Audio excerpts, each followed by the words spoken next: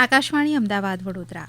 હવે સાંભળશો બનાસકાંઠા જિલ્લાનો સમાચાર પત્ર. લેખક સૌજી ચૌધરી. અષાઢી બીજ નિમિત્તે ભગવાન જગન્નાથની 54મી રથયાત્રા આજે પાલનપુરના મોટા રામજી મંદિરથી પરંપરાગત રીતે નીકળી હતી, જેમાં મોટી સંખ્યામાં ભક્તો જોડાયા છે.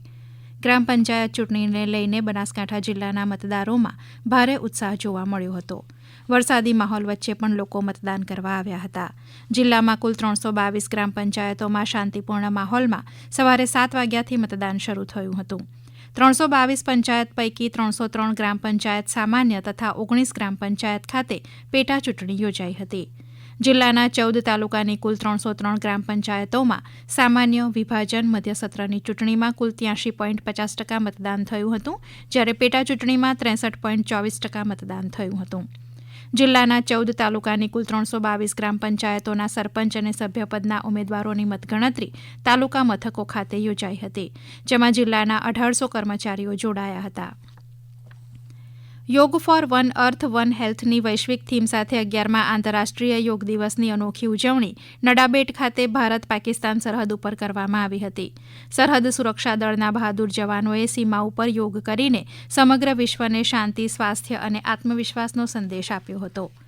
11મા આંતરરાષ્ટ્રીય યોગ દિવસ નિમિત્તે બનાસકાંઠા જિલ્લા કલેક્ટર મિહિર પટેલના માર્ગદર્શન હેઠળ શક્તિપીઠ અંબાજી મંદિર ખાતે આધ્યાત્મિકતાથી પરિપૂર્ણ અને લોકકલા સાથે જોડાયેલ યોગ ગરબાનું વિશિષ્ટ આયોજન કરવામાં આવ્યું હતું.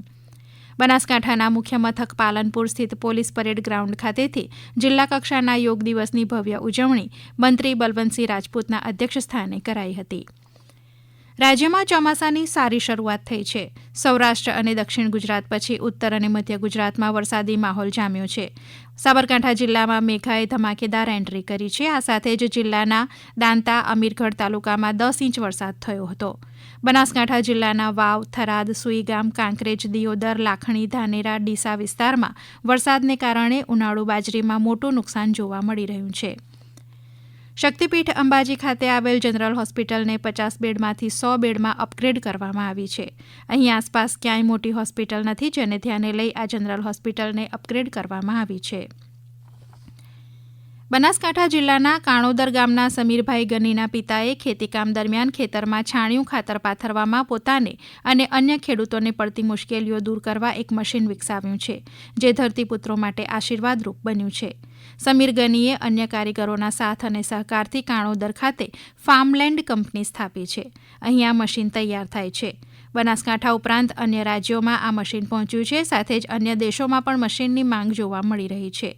તેમણે જણાવ્યું હતું કે આ મશીનથી 4 મિનિટમાં 1 વીઘા ખેતરમાં છાણિયું ખાતર નાખી અને પાથરી શકાય છે.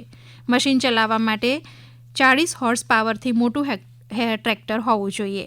આ મશીન ઉપર રાજ્ય સરકાર દ્વારા સબસિડી પણ મંજૂર કરવામાં આવી છે, જેનો ખેડૂતોને સીધો લાભ મળશે. રાજ્યના જળસંપત્તિ અને પાણી પુરવઠા મંત્રી કુંવરજીભાઈ બાવળિયાએ બનાસકાંઠા જિલ્લામાં પાણી પુરવઠા હસ્તકના સ્થળોની મુલાકાત લઈને ગ્રામજનો સાથે સંવાદ સાધ્યો હતો. મંત્રીએ ભાભર સ્થિત મીઠા સબ હેડ વર્કર્સ મુલાકાત તથા પાલનપુર તાલુકાના ગઢ બ્રાન્ચ કેનાલ મજબૂતીકરણ કામનું સ્થળ નિરીક્ષણ કર્યું હતું.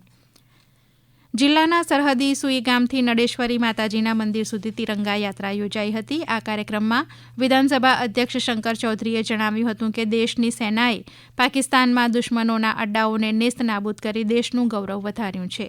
આ સરહદી વિસ્તારના લોકો ખમીરવંતા છે, જે દેશ અને સેનાની સાથે છે.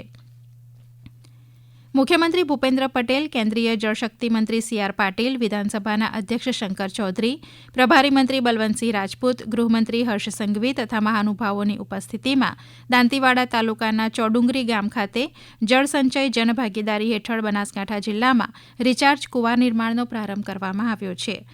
જિલ્લામાં કુલ 50,000 જેટલા રિચાર્જ કુવા બનાવવામાં આવશે, જેનું મહાનુભાવોના હસ્તે ખાતમુહૂર્ત કરવામાં આવ્યું હતું, જેમાં 25,000 રિચાર્જ કુવા બનાસ ડેરી દ્વારા બનાવવામાં આવશે. આપ સાંભળી રહ્યા હતા બનાસકાંઠા જિલ્લાનો સમાચાર પત્ર. લેખક સૌજી ચૌધરી. પ્રસારણ આકાશવાણીના અમદાવાદ વડોદરા કેન્દ્ર પરથી કરવામાં આવ્યું.